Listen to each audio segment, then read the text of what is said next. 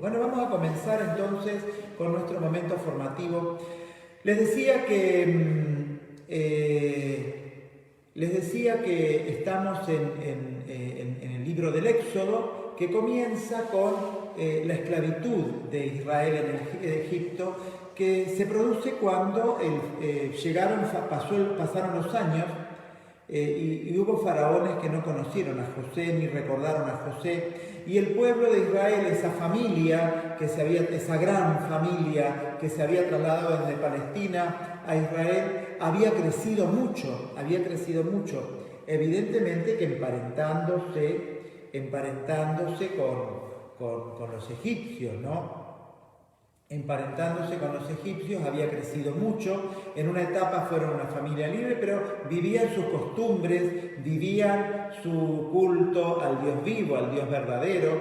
Algunos no, algunos se habían desviado o practicaban los cultos propios de Egipto, el culto de Isis, el culto de Osiris, el culto del sol, Ra, y Amón, el sol iba tomando varios nombres. Bueno, y había muchísimas divinidades. Anubis, por ejemplo, era el dios de los muertos. Entonces, vivían toda esta forma particular, pero vivían una unidad como pueblo. Entonces, como pueblo, ellos fueron creciendo, vivían en un determinado lugar de Egipto, y en este crecimiento que fueron teniendo, llegaron a ser más numerosos que los egipcios. Una bendición, ¿no? El hecho de la fecundidad, recordemos esta promesa que Dios le hace a Abraham, y realmente es en Egipto donde este pueblo se vuelve un pueblo grande. Fíjense qué notable esto, ¿no? En el exilio, porque Egipto no es la tierra prometida. La tierra prometida es Canaán, Palestina. Ellos se vuelven un pueblo grande y numeroso como las estrellas del cielo. La promesa hecha a Abraham se cumple en Egipto, en el exilio. En el exilio ellos se constituyen como un pueblo numeroso. Dios los transforma en una gran nación fuera de la tierra prometida. Y esto se va a volver a repetir, pero bueno, no llegamos todavía, quién sabe, no sé cuándo llegaremos a esa etapa, ¿no? En el próximo exilio, va a haber un exilio más adelante. Y entonces, el faraón llegó a tenerle tanto miedo a esta población, miedo en el sentido de que eran muy numerosos, que para evitar que se rebelaran, y era una práctica muy habitual que cuando había un pueblo distinto en un lugar, si venía un extranjero, se aliaban con el extranjero para vencer al poder que dominaba en el lugar donde vivían, ¿no? Entonces, ¿cuál era el temor de Egipto? Que viniera un enemigo e Israel se aliara con ese enemigo y venciera el poder del faraón. Este es el miedo que tenían. Y eso era una práctica muy común. Pasó, por ejemplo, en México. ¿Cómo hacen los españoles para conquistar realmente semejante imperio en México? Que era un mosaico de pueblos originarios que iban turnándose, lo digo no porque ellos se turnaran, sino que iban tomando el poder en virtud de que se iban fortaleciendo. Entonces, ¿cómo logran tomar el imperio azteca? Y lo logran tomar porque todos los demás pueblos vencidos, circundantes, ayudaron a los españoles a vencer a los aztecas. Eso fue lo que ocurrió. Entonces, de esa manera es como los españoles lograron vencer el imperio azteca y entronizarse en lo que era la capital, que ahora es México, ¿no? México, la ciudad actual de México. No voy a entrar en historia colonial, pero ven que es una práctica habitual esta. Entonces, de esta forma, ¿cuál es el método que empleó el faraón para poder dominar? Primero la esclavitud, esclavizar al pueblo. ponerlos a trabajo forzados. Estaban construyendo las grandes ciudades graneros, la ciudad de Tebas, que es una de las grandes ciudades capitales que tuvo Egipto. La gran capital donde vivía el faraón, evidentemente, estaba el palacio del faraón, y entonces los esclaviza. Pero para desmoralizarlos, y esta también es una práctica que se ha usado hasta hace muy pocos años, y digo pocos años, estoy hablando de menos de 100 años atrás, ¿no? Sacarle los hijos, asesinarles a los hijos. Y entonces da esa orden famosa de asesinar a los hijos varones. A los hijos varones que nacían había que matarlos. Había que matarlos. Desmoralizar. ¿Por qué asesinar a los hijos varones? Porque evidentemente en un esquema de familia patriarcal el varón ocupaba un lugar muy importante en la familia y era una forma de desmoralizar a la familia, disolver la primogenitura asesinando a los varones. Y por eso se determina el asesinato de todos los bebés recién nacidos. Pero claro, Egipto no tenía un control absoluto de todo, ¿no? Entonces algunas parteras ocultaban a los chicos, no lo hacían, entonces ordenan que los arrojaran al Nilo. El Nilo por un lado era un dios, los arrojaban como un acto de culto, pero también los arrojaban para que se lo comieran los cocodrilos, básicamente. Entonces fíjense que cuando el ser humano se cree Dios, asesina a los inocentes, a los bebés recién nacidos. Esto tiene un mensaje muy fuerte para nuestro tiempo, donde el ser humano, todos estos políticos que están hoy en el poder, se creen dioses y ellos se creen que pueden disponer de la vida por nacer, ¿no? El aborto está fuertemente atado a un ser humano que se cree Dios.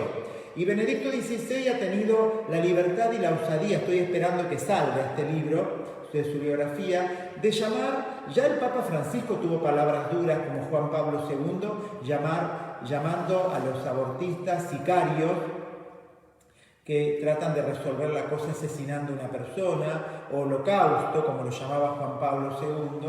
Bueno, hoy directamente Benedicto XVI, con una mirada desde la fe, plantea que el aborto básicamente es una acción del anticristo. Y no hay ninguna duda que es el demonio el que está detrás de esto. Como el demonio está detrás del faraón, y como el faraón que hacía esto era representación del maligno, que se ponía en el lugar de Dios. Un ser humano que se pone en el lugar de Dios. Porque los faraones se creían dioses, ellos eran hijos de los dioses. Por eso esta película famosa que se las recomiendo, de Dioses y de Reyes, está bastante bien hecha. Tiene algunas cositas, pero está bastante bien hecha, de Dioses y de Reyes, Éxodo de Dioses y de Reyes, así se llama, plantea este tema, un faraón que se cree Dios. Un faraón que se cree Dios. Y como él es Dios, dispone de la vida de la gente, de los esclavos, de los hijos de los esclavos, y Dios escucha el clamor de su pueblo. Escucha el clamor de su pueblo que grita gritos de dolor porque está esclavizado. Escucha el clamor de su pueblo. Su pueblo, fíjense qué interesante, porque su pueblo no tiene conciencia de pueblo. Eso me gusta mucho en la película de Dioses y de Reyes, porque no es que todo el mundo tenía claro que eran el pueblo de Dios. Pertenecían a este grupo, pero no tenían esta conciencia de ser el pueblo de Dios. Habían perdido estas 12 tribus de Jacob, que se reprodujeron de manera impresionante en Egipto, habían perdido la conciencia de ser hijos de Abraham, de ser hijos de Dios. Habían perdido esa conciencia. De alguna manera, la esclavitud que el faraón les impone los ayuda a tomar conciencia que son todos parte de un mismo pueblo. Fíjense qué interesante, ¿no? Cómo algo malo les ayuda a tomar conciencia que ellos no dependen del faraón, dependen de Dios. Y fíjense también que Dios se va a valer de esta desmesura soberbia y diabólica del faraón, que es asesinar a los bebés, para de ahí sacar el instrumento para salvar a su pueblo. Muy interesante, ¿no? Dios salva, no necesita cambiar la historia. A través de esa historia, a través de la desmesura del faraón, utiliza la desmesura del faraón para sacar de ahí al Salvador, a aquel que va a guiar al pueblo, que lo va a aglutinar. Entonces, ven, quería dejar claro este punto inicial, que el faraón se cree Dios, se pone en el lugar de Dios, porque todo lo que va a suceder de ahora en más es una batalla entre dioses, entre el Dios verdadero, que es Yahvé, y el Dios falso, que es el faraón. Y todo el Éxodo es la demostración de que el Dios verdadero es Yahvé, que el faraón no es ningún Dios. Todo lo que sucede hasta la partida es Dios que va a demostrar quién manda, quién es el dueño de la realidad. Entonces, en primer lugar,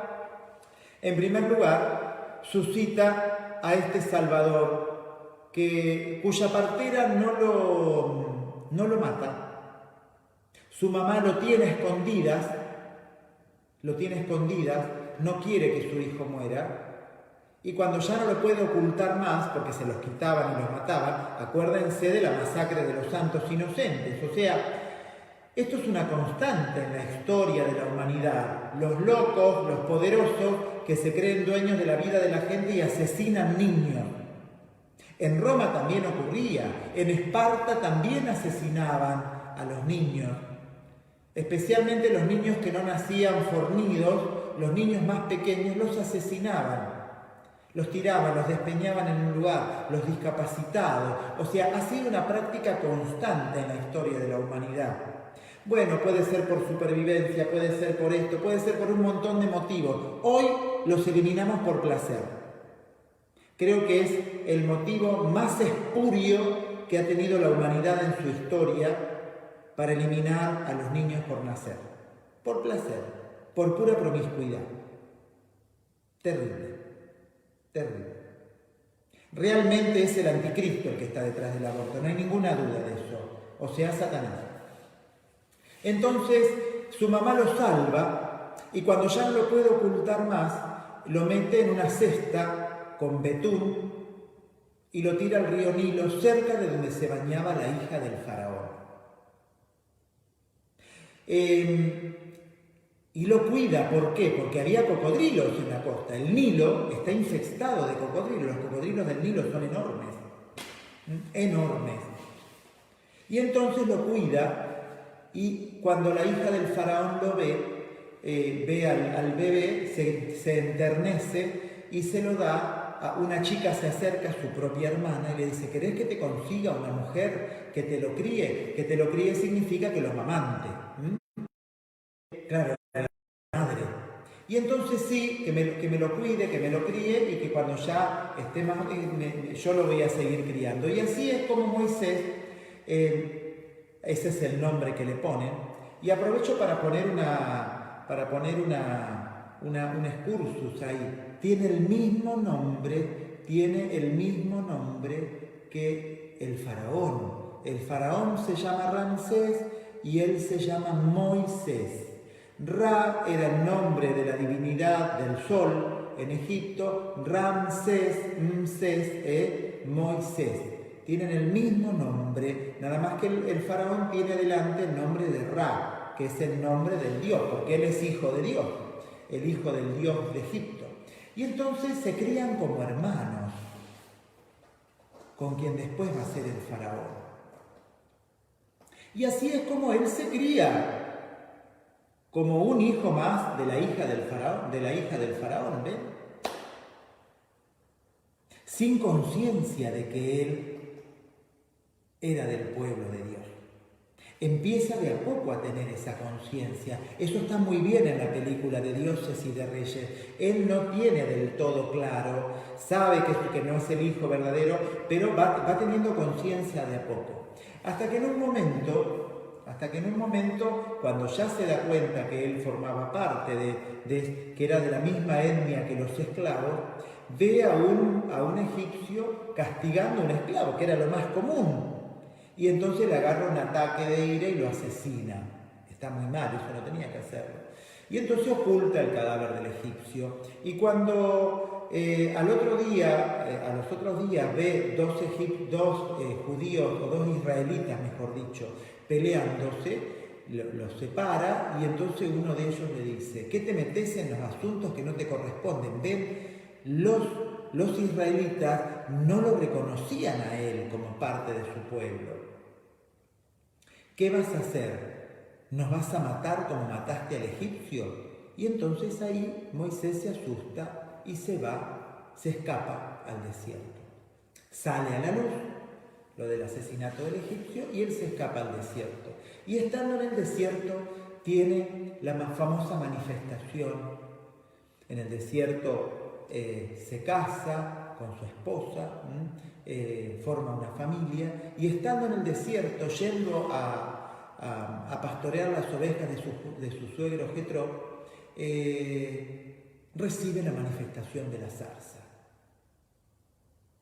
Es decir, un arbusto, como si fuera un espinillo que hay acá en nuestra estepa de la Patagonia o de la Pampa, un espinillo que ardía sin consumirse. O sea, era un fuego, pero que no se agotaba la leña, ardía sin consumirse, y se acerca para ver ese prodigio. Y entonces Dios le dice: no te acerques, porque esta es una tierra sagrada, sacate las sandalias. Él se saca las sandalias, no entiende nada, escucha esa voz. Me gustaría leerlo, a ver si acá estamos, ¿no? Me gustaría leerlo. Entonces, cuando vio Dios que se acercaba, le dice: Moisés, Moisés, y entonces, heme aquí, no te acerques, quítate las sandalias de tus pies, que el lugar que estás pisando es tierra santa. Evidentemente él no entiende mucho qué está pasando. Y entonces añade: yo soy el Dios de tus padres, el Dios de Abraham, el Dios de Isaac, el Dios de Jacob. Moisés se cubrió el rostro, porque evidentemente descubre que él sabía algo que era de esta etnia, que es el Dios de este pueblo el que se le está manifestando. He visto la aflicción de mi pueblo en Egipto, he oído su clamor que le produce la opresión, y conozco sus angustias, y he bajado para librarlo de la mano de los egipcios y llevarlos a una tierra fértil y espaciosa, a una tierra que emana leche y miel, la tierra que habitan cananeos, jebuseos, amorreos, fereceos, No voy a para no alargar. El clamor de los hijos de Israel ha llegado hasta mí y he visto su opresión. Anda entonces, yo te envío al faraón para que saques a mi pueblo, a los hijos de Israel de Egipto. ¿Cómo voy a ir al faraón? Fíjense que Dios no eligió a cualquiera, eligió al hermano del faraón. El rostro se lo cubre él porque no se puede ver el rostro de Dios. El que ve el rostro de Dios queda exterminado. Ninguno de nosotros puede ver el rostro de Dios porque el infinito de Dios evidentemente nos aniquilaría. Por eso Dios se hace hombre, para que podamos ver su rostro en Jesús, para que podamos experimentar su misericordia en Jesús. Dios toma forma humana porque nosotros no podemos tomar forma divina. Sería semejante a intentar tocar el fuego. ¿Podemos tocar el fuego? Sí, nos quemamos. Intentar ver a Dios sería algo semejante a eso. Nos aniquilaríamos a nosotros mismos. Nunca vamos a poder ver a Dios en sí mismo. Lo vemos a través del rostro de Jesús. Vemos el reflejo de Dios en el rostro de Jesús. Pero esto es para otra catequesis. Seguimos con la historia de la salvación. Entonces, ven, lo manda a hablar con el faraón. No con un desconocido, con su hermano, con el hermano con el que se crió. Pero ¿cómo voy a ir a hablar con el faraón? Le dice, ¿quién soy yo para sacar a este pueblo de Egipto? O sea, él no tenía la conciencia total. Y entonces Dios le dice, yo estaré contigo y esta será la señal de que soy yo el que te envía. Cuando hayas sacado a mi pueblo de Egipto, sacrificarás en el monte que yo te voy a indicar. Pero si yo voy a los hijos de Israel y les digo, esto no me van a creer. ¿Ven? La gente no lo reconocía a Moisés como parte del pueblo de Israel. Y él no se sentía parte de este pueblo. Eso está muy bien reflejado en la película Éxodo de dioses y de reyes. Sin embargo, Dios elige a alguien que tenga relación con el faraón, que lo reciba. Porque evidentemente si un esclavo a entrar en el palacio, no lo iban a dejar entrar, ¿entienden? Por eso elige a Moisés, por eso ocurre todo es providente lo que sucede. Dios se vale de estas circunstancias difíciles para que ocurra esto y suscitar en Moisés su Salvador. Bueno, vamos a continuar mañana, continuamos con este diálogo entre Dios y Moisés, pero quiero que quede claro esto, ¿no? Cómo Dios elige todo este destino de Moisés que se transforma en hermano de leche, para decirlo de alguna forma, en hermanastro, tampoco es hermanastro, en hermano adoptivo del faraón, para que pueda entrar en diálogo con él. Pero aún así él es hijo del pueblo de Dios, no tiene la conciencia total. De alguna forma, la esclavitud del faraón le ayudó a este pueblo a tomar conciencia de que son un pueblo. Y esta esclavitud es la que se vuelve la ocasión para que Dios saque a su pueblo y lo lleve a la tierra prometida, a la tierra que tiene destinada.